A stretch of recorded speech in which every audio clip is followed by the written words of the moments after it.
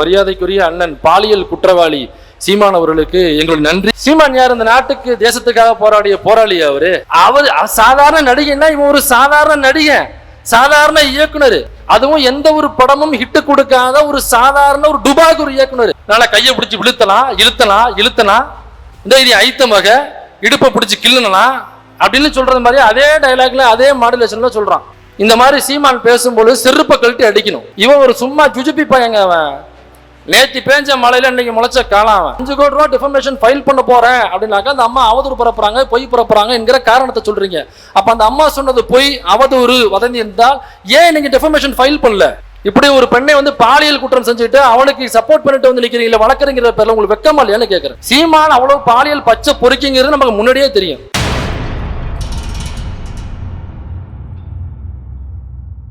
ஏற்கனவே மில்டன் மற்றும் அண்ணன் கு ராமகிருஷ்ணன் அவர்கள் சொன்னது மாதிரி அறிமுக உரை நோக்க உரைன்னு டிஸ்கிரிப்ஷன் தான் வேற மாதிரி இருக்கும்.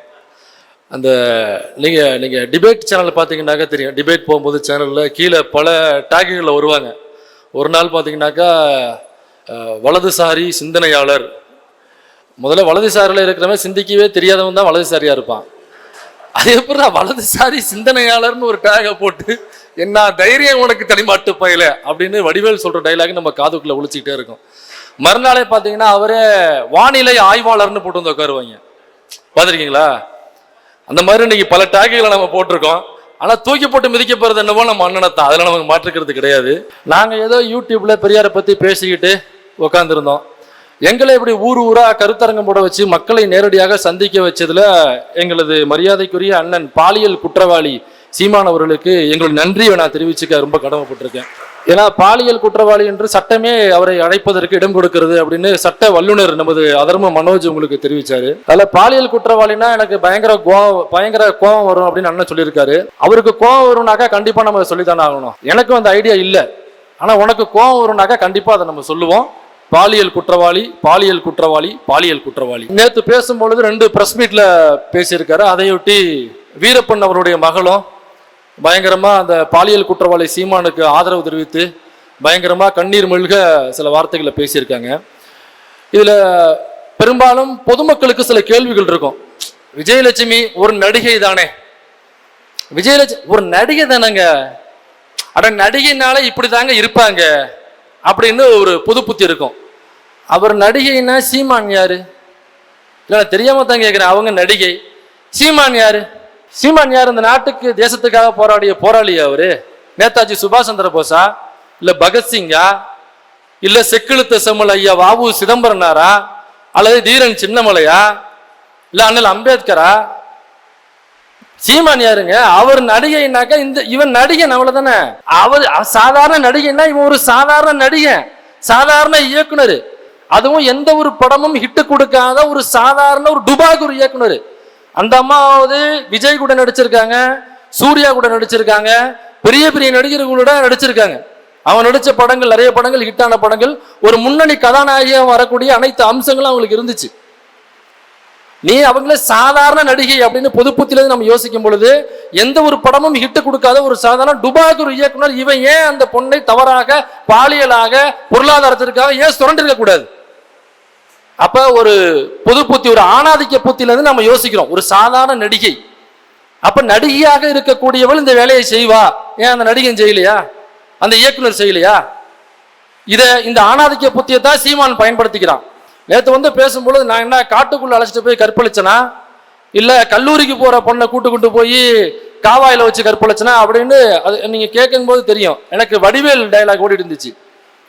இந்த மாயின்னு ஒரு படத்துல போவாப்புல, இது எங்க அக்கா பொண்ணு தான், நல்லா கையை பிடிச்சி இழுத்தலாம் இந்த இது ஐத்தமாக இடுப்பை பிடிச்சி கிள்ளுனலாம் அப்படின்னு சொல்றது மாதிரி அதே டைலாக்ல அதே மாடுலேஷன்ல சொல்றான். என்ன தைரியம் இருக்கும் அவனுக்கு, என்ன நெஞ்சுரும் இருக்கும்? அப்ப பொதுமக்களை இந்த சீமான் என்ன வகை நடித்து கொண்டிருக்கான். நாம ஒரு ஆம்பளை, ஆமா நான் அப்படிதான் போவேன், ஆம்பளை 1000 இடத்துக்கு போவேன், பொம்பளை நீ உஷாரா இருக்க வேண்டாமா என்று இந்த பொதுமக்களை ஈஸியா ஏமாத்திடலாம் என்கிற எண்ணம் தானே.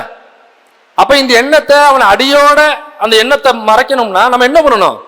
இந்த மாதிரி சீமான் பேசும்போது செருப்பை கழட்டி அடிக்கணும். 7ஆம் நம்பர் 8ஆம் நம்பர் வச்சிருக்கீங்களா? அவருடைய நம்பர் 7ஆம் நம்பர் 8ஆம் நம்பர் சொல்லியிருக்காரு. இதுல தெளிவுபடுத்த வேண்டிய விஷயம் என்னன்னா, இந்த அம்மா வந்து முதல்ல நாங்கள் விருப்பத்தோடு தான் வந்து என்ன கூட பழகுனுச்சு, உறவு கொண்டுச்சு. அதுக்கப்புறமா டேர்ம்ஸ் அண்ட் கண்டிஷன் சரி வரல, அதனால நாங்கள் பிரிஞ்சுட்டோம் அப்படின்னு இன்னைக்கு சொல்றாப்புல. எப்போ 2025 இன்னைக்கு வந்து ஆமாம் நாங்கள் பழகியது உண்மை, நான் பணம் அனுப்பியது உண்மை என்பதை 2025 இந்த பாலியல் குற்றவாளி சீமான் ஒத்துக்கிறாப்புல பிரஸுக்கு முன்னாடி. சரி, இதை 2011 ஒத்துக்க வேண்டியது இன்னைக்கு. உன் மேல உண்மை இருக்குன்னா நாங்க ஒரு லிவின்ல தான் இருந்தோம், லிவின்ல இருக்கும் பொழுது நாங்க டேர்ம்ஸ் அண்ட் கண்டிஷன் சரியில்லை, அதனால நாங்க மியூச்சுவலா பிரிஞ்சோம் என்பது உண்மையாக இருக்கும் பட்சத்துல நான் பொருளாதார ரீதியில அந்த பெண்மணியினுடைய பணத்தை நான் சுரண்டவில்லை. அந்த அம்மா குற்றச்சாட்டுல சொல்ற கிட்டத்தட்ட 1 கோடி ரூபாய் நான் அந்த அம்மாவுடைய பணத்தை ஆட்டையை போட்டேன் என்பது உண்மை அல்ல. நான் அந்த அம்மாவை பாலியலாக சுரண்டவில்லை, நாங்கள் விருப்பத்தோடு தான் இருந்தோம் அப்படின்னு இன்னைக்கு சொல்றது உண்மையா இருந்தா 2011 அதை சொல்ல வேண்டியதுன ராஜா. இன்னைக்கு நீ சொல்லல, உன்னை நாங்க சொல்ல வச்சிருக்கோம். மீடியா முன்னாடி, பொதுமக்கள் முன்னாடி உன்னை சொல்ல வச்சிருக்கோம். உன் வாயிலேயே மிதி மிதி நீ மிதிச்சு உன்னை சொல்ல வச்சிருக்கோம் நாங்க. இன்னைக்கு வந்து சொல்ற இதே சீமான் எனக்கு கல்யாணம் ஆயிட்டதுனால கல்யாணம் ஆனப்ப வந்து சொல்ல வேண்டியதுன்னு அந்த அம்மா நேற்று சொன்னா கவனிச்சிங்களா? ஏங்க முன்னாடியே பழகணும், சரி கல்யாணத்தை மட்டும் சொல்ல வேண்டியதுதானே, இன்னைக்கு எதுக்கு வந்து சொல்ற அப்படின்னா அதனுடைய உள்நோக்கம் என்ன? என்கிட்ட பணம் பறிப்பதற்காக அந்த விஜயலட்சுமி என்கிற நடிகை நாடகம் ஆடுகிறாள். நாங்க பழகியது உண்மைதான், ஆனா கல்யாணம் பண்ற நோக்கில் அந்த அம்மா பழகல. நாங்க ஒரு 6 மாசம் இணைஞ்சு வாழ்ந்தோம், அப்புறம் பிரிஞ்சுட்டோம். இப்ப என்கிட்ட பொருளாதாரம் இருக்கு, எனக்கு ஒரு பெரிய செல்வாக்கு இருக்கு, என்னை சுத்தி ஒரு வட்டம் இருக்கு என்பதனால் என்கிட்ட வந்து காசை கறக்கலாம் என்கிற நோக்கத்துல இன்னைக்கு வந்து அந்த அம்மா கம்ப்ளைண்ட் பண்ண வருது என்கிற அப்பட்டமான ஒரு பொய்யை இந்த சீமான் என்கிற பாலியல் குற்றவாளி சொல்லியிருக்காப்ல. இதற்கான ஆதாரம் என்னன்னா, அந்த விஜயலட்சுமி என்கிற அம்மா முதல்ல சீமான் மீது பாலியல் புகார் எப்ப கொடுக்கறாங்கன்னா 1/6/2011 அந்த டாக்குமெண்ட் தான் அது. 1/6/2011 அந்த அம்மா கொடுத்த புகார் காவல்துறையில. இந்த புகாரை வச்சுதான் ஃபர்ஸ்ட் எஃப்ஐஆர் மாத்துறாங்க. அப்ப அந்த அம்மா முதல்ல புகார் கொடுத்தது 1/6/2011. அப்ப 2011 இந்த அம்மா புகார் கொடுத்துட்டாங்க. இவனுக்கு கல்யாணம் ஆனது எப்ப தெரியுமா சீமானுக்கு? 2013 8வது மாசம் கல்யாணம் அவனுக்கு. அப்ப இந்த அம்மா கம்ப்ளைண்ட் கொடுத்து 2 வருடங்களுக்கு பிறகுதான் சீமானுக்கு கல்யாணமே நடக்குது. அப்ப கல்யாணத்துல வந்து ஏன் இந்த அம்மா என்கிட்ட கேட்கலனாக்கா, கல்யாணத்துக்கு முன்னாடியே 2 வருஷத்துக்கு முன்னாடியே அவங்க பஞ்சாயத்தை வச்சுட்டாங்க, அவங்க புகாரை கொடுத்துட்டாங்க, அது வழக்கா பதிவாயிருச்சு. ஃபர்ஸ்ட் இன்ஃபர்மேஷன் ரிப்போர்ட்டாக அது ஃபைல் ஆகி விட்டது. அதற்கான டாக்குமெண்ட் தான் அது 1/6/2011 வந்தது. இந்த 1/6/2011 இவர் மீது இந்த பாலியல் குற்றச்சாட்டு வந்தோன்னே அது எஃப்ஐஆரா மாறுது. எப்பன்னாக்கா, முன்னாள் முதல்வர் மரியாதைக்குரிய ஜெயலலிதா அவர்கள் ஆட்சியில் இருக்கும் பொழுது, அந்த வீரப்பெண்மணி ஆட்சியில் இருக்கும் பொழுது அவர்களுடைய தலைமையில தான் இந்த புகாரை எஃப்ஐஆரா மாத்துறாங்க. அப்ப இதற்கும் திமுகவிற்கும் ஏதாவது சம்பந்தம் இருக்கா? எஃப்ஐஆரா மாத்தினது ஜெயலலிதா அவர்கள் ஆட்சியில் இருக்கும் பொழுது எஃப்ஐஆரா மாத்திருக்காங்க. இப்ப இதுக்கும் திமுகவிற்கும், இதற்கும் ஐயா முதல்வர் அவர்களுக்கும், இதற்கும் திராவிட கழகத்திற்கும், இதற்கும் பெரியாரிஸ்டுகளுக்கும் ஏதாவது துளி அளவாக சம்பந்தம் இருக்கா? போற போக்குல ஏதாவது அடிச்சுட வேண்டியது. இவரை பார்த்து எல்லாம் பயப்படுறாங்களாம், என்னைய பார்த்து என்னைய எதிர்கொள்ள முடியல இவங்களால, அதனால இந்த பொம்பளை எப்ப பார்த்தாலும் அனுப்பிச்சுட்டே இருக்கு இந்த திமுக. உன்னைய பார்த்து திமுகவும் பெரியாரிஸ்டுகளும் உன்னைய பார்த்து பயப்படுறாங்களா? ஏண்டா அட பாவிடே, அங்கேருந்து இந்திய ராணுவம் வரும் பொழுது அந்த டாங்கீஸை மறைச்சு அதில் உள்ள ஆயுதங்களை வெளில எடுத்து போட்டு பெரிய பெரிய பீரங்கிகளை மறைச்சவர் இந்த உட்காந்துருக்காரு போடுற கருப்பு சட்டையை போட்டு, இந்த கருப்பு சட்டையை போட்டு உட்காந்துருக்காரு பாரு.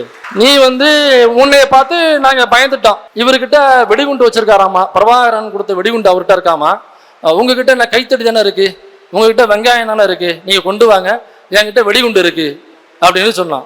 நம்ம ஏற்கனவே சொல்லியாச்சு, புலிகள் அமைப்பிற்கு ஆயுதம் தயாரித்து கொடுத்து அதற்காக சிறை சென்றவர் இந்த உட்கார்ந்து இருக்காருல அண்ணன் கு ராமகிருஷ்ணன் அவர்கள், அவரும் அவருடைய அமைப்பை சார்ந்தவர்களும் அவ்வளவு பேரும் ஆயுதம் தயாரித்து கொடுத்ததற்காக அவங்க நேரடியாக சொல்லி உன்னைய மாதிரி ஓடி ஒளியில நேரடியாக ஆமான்னு ஒத்துக்கிட்டு சிறை தண்டனை அனுபவிச்சாங்க. அண்ணன் குளத்தூர் மணி அவர்கள் இருக்காங்க, டிவிக்கு அமைப்பை சார்ந்தவர்கள் இருக்காங்க, இன்னமும் எண்ணற்ற தோழர்கள் இருக்காங்க. இவன் ஒரு சும்மா ஜுஜுப்பி பையங்க, அவன் நேற்று பேஞ்ச மழையில இன்னைக்கு முளைச்ச காலம். அவன் ஐயா எல்லாம் மேடல் இருக்கிறதுனால நான் ரொம்ப வேர்டிங்ஸ்லாம் பார்த்து கவனமா யூஸ் பண்ண வேண்டியதா இருக்கு. அதனால 2011 அந்த அம்மா புகார் கொடுத்துருச்சு. 1/6/2011 அந்த அம்மா புகார் கொடுக்குது.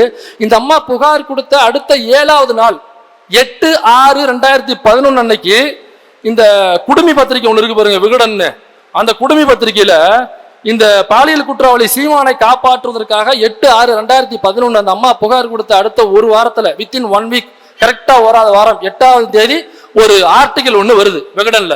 இந்த ஆர்டிகிள் என்ன எழுதியிருக்குன்னா, அதாவது ஒன்றும் இல்லைங்க, சுற்றி சுற்றி பேச விரும்பல. அதாவது இந்த ஆர்டிக்கலில் சொல்ல ரொம்ப சிம்பிள். சீமான் ரொம்ப நல்லவர், அவர் ரொம்ப தூய்மையானவர், அவர் ஒரு மகாத்மா காந்திக்கு அடுத்ததாக மகாத்மா பட்டத்தை கொடுக்க வேண்டிய ஒரு ஆள். அவர் வந்து ஒரு செக்கிழுத்த செம்மல், அவர் வந்து ஒரு பயங்கரமான ஆள், அவர் ஒரு செவுரு, அவர் ஒரு கவரு அப்படின்னு அவர் பழகுவதற்கு இனிமையானவர் அப்படின்னா அந்த கட்டுரையில சுற்றி சுற்றி எழுதியிருக்காங்க. ஸோ அந்த கட்டுரையில முக்கியமா நம்ம கவனிக்க வேண்டிய விஷயம் என்னன்னாக்கா, அந்த கட்சியினுடைய முக்கிய பொறுப்பாளர் தடா சந்திரசேகர்னு நீங்க கேள்விப்பட்டிருப்பீங்க. அந்த கட்டுரையில ஒரு விஷயம் சொல்றாரு. ஈழ விவகாரத்தில் மிகுந்த தீரத்தோடு போராடும் சீமானுக்கு இழுக்கு உண்டாக்கும் விதமாகவே இப்படி ஒரு புகாரை பரப்பி இருக்கிறார் விஜயலட்சுமி.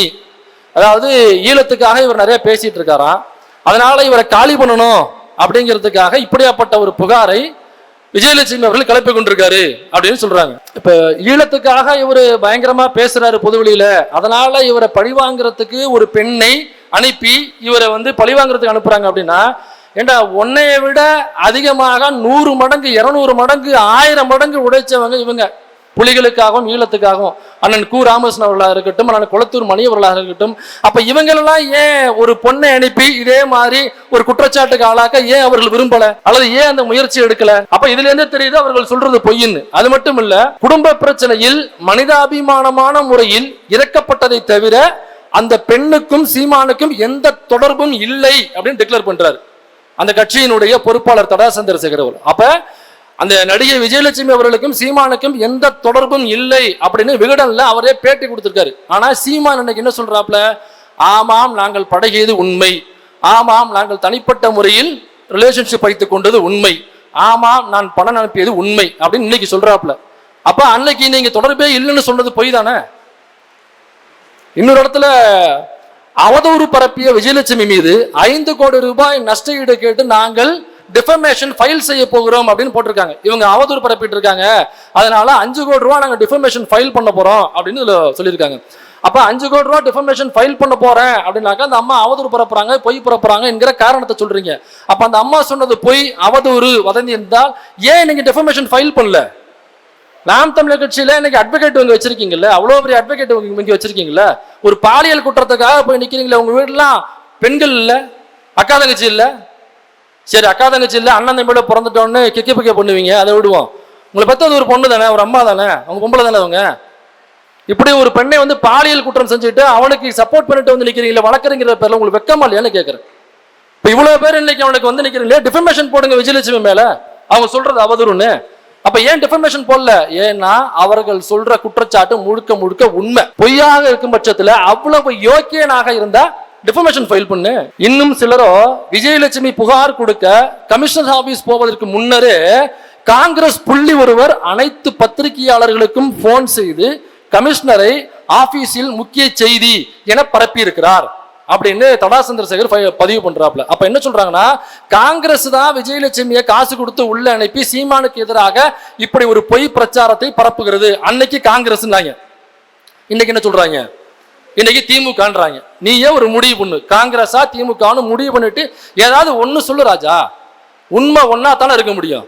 அது என்ன அன்னைக்கு காங்கிரஸ்ன்ற, இன்னைக்கு கேட்டா திமுகன்ற. அப்ப காங்கிரஸ் அனுப்பல, திமுக அனுப்பல, பாதிக்கப்பட்ட அந்த அம்மா நேரடியாக வந்து அது தலைக்கு உண்டான நீதியை கேட்குது. இதுல கடைசியில பகலவன் பட டிஸ்கஷன்ல அந்த சீமான் கடைசியில ஒரு பேட்டி கொடுத்துருக்காப்ல. அந்த பேட்டியில எனக்கு லவ் பண்றதுலாம் டைமே இல்லை தம்பி, நான் இந்த மக்களுக்காகவும் மண்ணுக்காகவும் அந்த காக்காவுக்காகவும் குருவிக்காகவும் மலைக்காகவும் இந்த மண்ணுக்காகவும் எக்கச்சக்கமான வேலைகள் எனக்கு இருக்கு, இவ்வளவு அரசியல் நான் பண்ணிக்கிட்டு இருக்கேன், இதுக்கு இடையில நான் மலை குண்டுகளுக்கு இடையே நான் வந்து என்னுடைய அரசியலை பயணிச்சுட்டு இருக்கேன் தம்பி, இது லவ் பண்றதுக்கு டூயிட் போறதுலாம் நேரம் இருக்குமா, அந்த பொண்ணை எனக்கு யாருன்னு தெரியாது தம்பி அப்படின்னு கடைசியா சொல்லி முடிச்சிருக்காப்ல. இன்னைக்கு என்ன சொல்றாப்ல, இது 2011 கொடுத்த பேட்டி.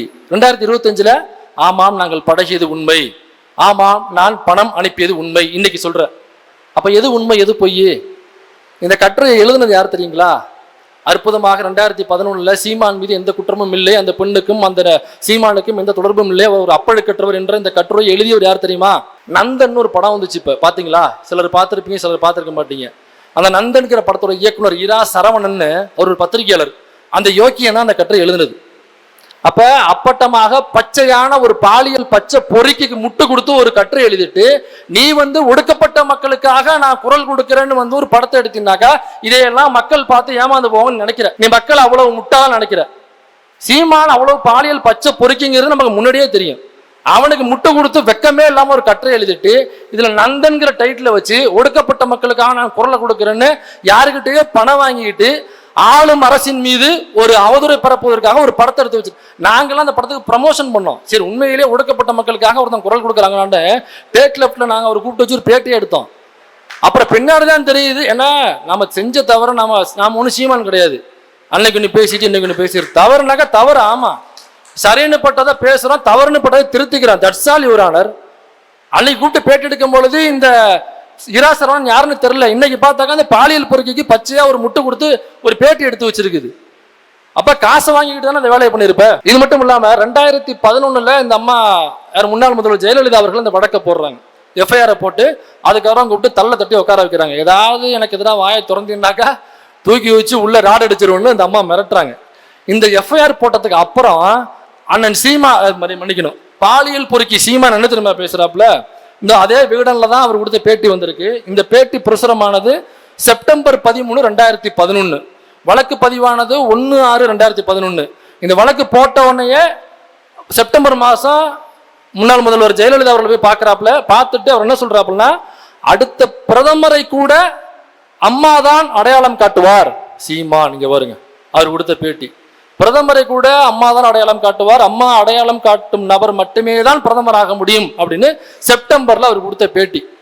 இந்த காலகட்டத்தில் தான் அவர் இலை மலர்ந்தால் ஈழம் மலர்ம்னு டயலாக் அடிச்சாப்புல. இல்ல, அதெல்லாம் இந்த எஃப்ஐஆர் முன்னாள் முதல்வர் ஜெயலலிதா அவர்கள் போட்ட எஃப்ஐஆருக்கு பிறகு இந்த கோஷம்லாம் எழுப்புறாப்புல. இதுல இவர் புலிகள் தலைவர் பிரபாகரன் தான் என்னுடைய தலைவர்னு சொல்லிட்டு ஒரு வண்டிக்கு முன்னாடி பிரபாகரன் அவருடைய போட்டோ வச்சுட்டு எனக்கு வராப்புல. ஒரு பாலியல் குற்றத்துக்காக விசாரணைக்கு வர்றாப்புல.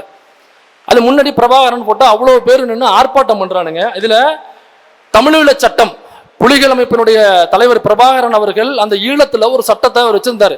அதாவது பாலியல் சம்பந்தமான சட்டம். இந்த பாலியல் குற்றத்தில் ஈடுபட்டவர்களுக்கு என்ன சட்டம், பாலியல் குற்றம் என்பது என்ன அப்படின்னு அவங்க வச்சிருக்கிற சட்டம். அவளுடைய கணவன் அல்லன் என்று தெரிந்தும் அவளை சட்டப்படி மனம் முடித்த கணவன் தானே என்று அவளை நம்ப வைத்து அதன் மூலம் அவளுடைய சம்மதத்தை பெற்றும் பெறாமலும் ஒரு பெண்ணுடன் உடலுறவு வைத்துக் கொள்வது பாலியல் வன்முறை எனப்படும். அதாவது புருஷனாகவும் இருக்கலாம், புருஷன் இல்லாமலும் இருக்கலாம். புருஷன் இல்லாமல் இருக்கும் பொழுது, அதாவது நான் உன்னை கல்யாணம் பண்ணிக்கிறேன் அப்படின்னு ஆசை வார்த்தைகள் கூறி அந்த பெண்ணோட உறவு வச்சுக்கிட்டாக்கா அது பாலியல் குற்றம். நீங்க உறவு வச்சுட்டதுக்கு அப்புறம் கல்யாணம் பண்ணல கை வச்சுக்கினாக்கா அது பாலியல் குற்றம்னு சொல்றாரு. அடுத்தது பாலியல் வன்முறை குற்றம் புரிந்தவருக்கு பாலியல் வன்முறை குற்றத்தை புரியவன திட்டமிட்டு பின் முயற்சியில் இறங்கிய போதும் ஏதோ ஒரு சூழ்நிலையில் உடல் உறவு கொள்ளாவிடில் அது பாலியல் வன்முறை எத்தனிப்பு குற்றமாக கருதப்படும். அதாவது அவர் அந்த பொண்ணு கூட பழகி அவர் அந்த பொண்ணோட உறவு வச்சுக்கிறதுக்காக ஏதோ ஒரு முயற்சியில் ஈடுபடும் பொழுது அந்த முயற்சி ஒருவேளை தோல்வியில் அடைஞ்சிருது.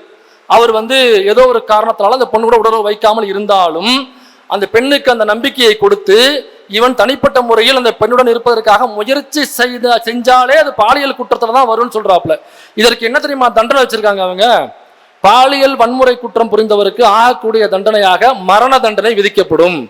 இது புலிகளுடைய சட்டம். அப்ப பிரபாகரன் இருந்திருந்தாருன்னா இந்நேரம் சீமானுக்கு என்ன தண்டனையை பிரபாகரன் கொடுத்திருப்பார் என்று நீங்களே முடிவு பண்ணீங்க. அதனால அந்த பாலியல் குற்றவாளி வரும் பொழுது அந்த புலிகளுடைய பாட்டப்பாடி பிரபாகரனுடைய பாட்டப்பாடி தயவு செய்து பிரபாகரனை இழிவுபடுத்தாதீர்கள், தயவு செய்து புலிகளை இழிவுபடுத்தாதீர்கள். இது மட்டும் இல்லாம ஒரு 50,000 ரூபாய் அந்த அம்மாவுக்கு பணம் அனுப்பியிருக்காங்க. 50,000 ரூபாய் பணம் அப்பப்ப அனுப்பியிருக்காரு. அப்படிங்கிற பொழுது முதல்ல இல்லைன்னு மறுத்தாரு. அப்புறம் ஆமா அனுப்புனேன், எனக்கு அந்த அம்மா கேட்டாங்க, கஷ்டத்துல இருக்காங்கன்னு கேட்டாங்க. அதனால நான் தான் தம்பிகள்கிட்ட சொல்லி கஷ்டத்துல இருக்காம்டா அப்படின்னு சொல்லி நான் தான் கஷ்டத்துல இருக்காங்கன்னு சொல்லி போட்டுவிட சொன்னேன். ஓ, அப்ப யார் கஷ்டத்துல இருந்தாலும் நீ பணத்தை அனுப்பிச்சிருவியா? இவரே மெயின் ஸ்ட்ரீம் மீடியாவுக்கு சொல்லியிருக்காப்புல, நான் பிச்சை தான் எடுக்கிறேன், லிட்டரெல்லாம் பிச்சை தான் எடுக்கிறேன். இந்த தானுகிட்ட அனுப்பியிருக்கேன், 1 லட்ச ரூபா கொடுப்பாரு. சுந்தர்சி மாப்பிள்ளைகிட்ட அனுப்பிச்சிருக்கேன், அவர் 1 லட்ச ரூபா கொடுப்பாரு. இப்படி பிச்சை எடுத்து தான் வாழ்க்கை ஓடிக்கிட்டு இருக்கு. ஏப்பா நீயே பிச்சை எடுத்து தான் வாழ்க்கையை ஓட்டிக்கிட்டு இருக்குன்னு நீயே வாக்குமூலம் கொடுக்குற.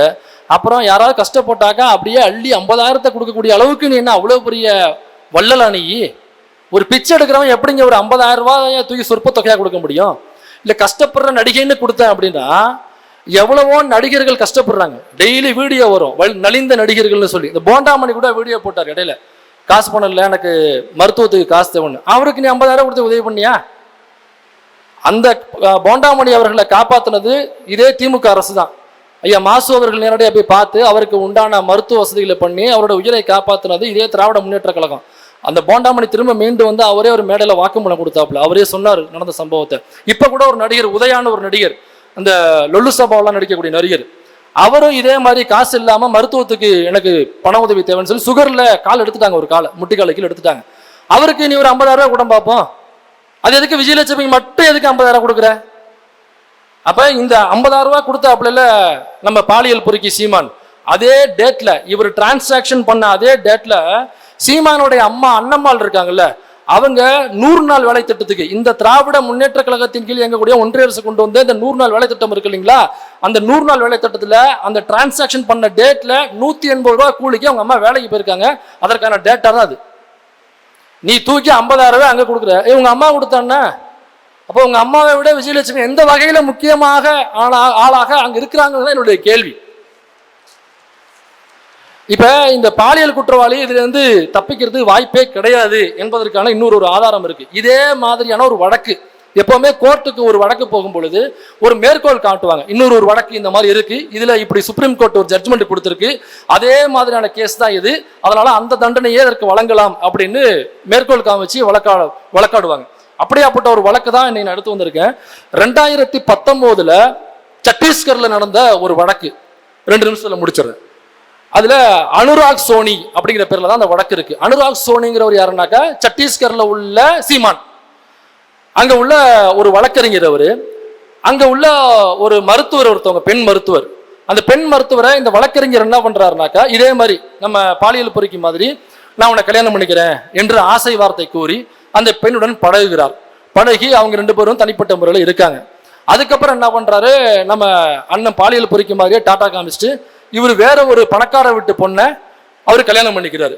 அங்க உள்ள ஒரு பணக்கார வீட்டு பொண்ணை கல்யாணம் பண்ணிக்கிறாரு. இது கேஸ் ஆகுது. கேஸ் ஆகும் பொழுது ட்ரையல் கோர்ட்டுக்கு போகுது, அப்புறம் ஹை கோர்ட்டுக்கு போகுது, சுப்ரீம் கோர்ட்டுக்கு போகுது. சுப்ரீம் கோர்ட்டு கடைசியாக கொடுத்த தீர்ப்பு என்ன தெரியுமா, இது போன்று ஆசை வார்த்தை கூறி அந்த பெண்ணுடன் பழகிவிட்டு பிறகு வேறொரு பெண்ணை திருமணம் செய்து கொண்டு அதற்கு பிறகு அந்த பாதிக்கப்பட்ட முதல் பெண் வந்து புகார் கொடுத்தாங்கன்னாக்கா அது ரேப், அது பாலியல் குற்றம் தான், அது பாலியல் வன்கொடுமை தான் என்று அந்த பாலியல் வன்கொடுமை வழக்குல அந்த வழக்கறிஞரை தூக்கி உள்ள வச்சிருச்சு. அப்ப இதே வழக்கு அப்படியே இந்த சீமானன்கிற பாலியல் பொறுக்கிக்கும் பொருந்தும். அதனால கண்டிப்பாக இந்த மாதிரியான வழக்குகளை அவங்க மேற்கோள் காமிச்சு அந்த பாலியல் பொறுக்கி தப்பிக்க விடாம பார்த்துப்பாங்கன்னு நம்பிக்கை எனக்கு இருக்கிறது. ஒரே ஆளு மேல 145 கட்சி பெண்கள் பாஜக பெண்கள் கம்ப்ளைண்ட் கொடுத்திருக்காங்க. கேசவ விநாயகம் அந்த ஆளு RSS காரன் ஒருத்தர் மேல 142 பேர் வந்து கம்ப்ளைண்ட் கொடுத்தாங்க. இவங்க பேசுறாங்க பேச்சு. அப்புறம் ஒருத்தன் வந்து பூஜை ரூம்ல உட்காந்துட்டு என்னமோ பண்ணிட்டு இருந்தானே. இந்த கும்பல்லாம் பாலியல் சுரண்டலை பத்தி பேசலாமா? இந்தியா முழுதும் பாலியல் சுரண்டலை பக்காவா பண்ணிட்டு இருக்கிற கேடுகட்ட ஒரு கட்சி இந்த கும்பல்.